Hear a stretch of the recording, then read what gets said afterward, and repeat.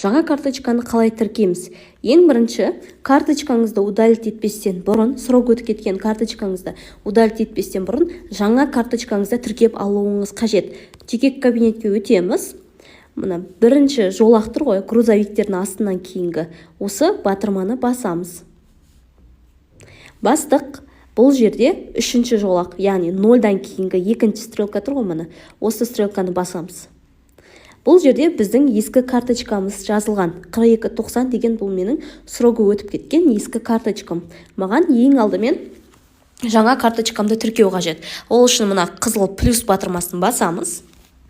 Менде Face ID мен ашылды, бірақ бұл жерде егер сіздерде код сұраса, кәдімгі тапсырыс беріп жүрген кездегі жазатын 6 таңбалы кодты жазуыңыз қажет.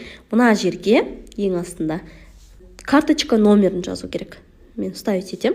Мына жаздым. Енді қызыл батырманы басамыз.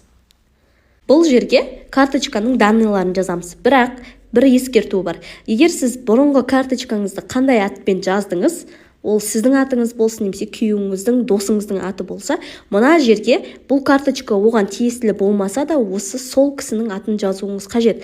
Бұрынғы карточкаңыз өз атыңызда болса, қалай жазылды, дәл солай жазасыз. Егер бұрынғы карточкаңыз күйеуіңіздің атында болып, бірақ қазіргі алып жатқан карточкаңыз өзіңіздің карточкаңыз болса, күйеуіңіздің атын жазасыз. Түсіндіре алдым деген ойдамын.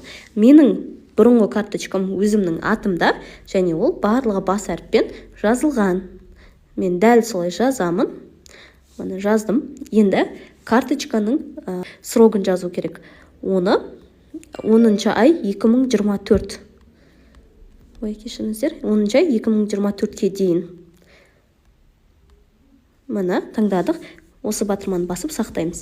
Ал үшінші жолға карточканың артындағы санды жазу керек. CV номер 3 таңбалы сан. Жаздым. Енді мына қызыл батырманы басам.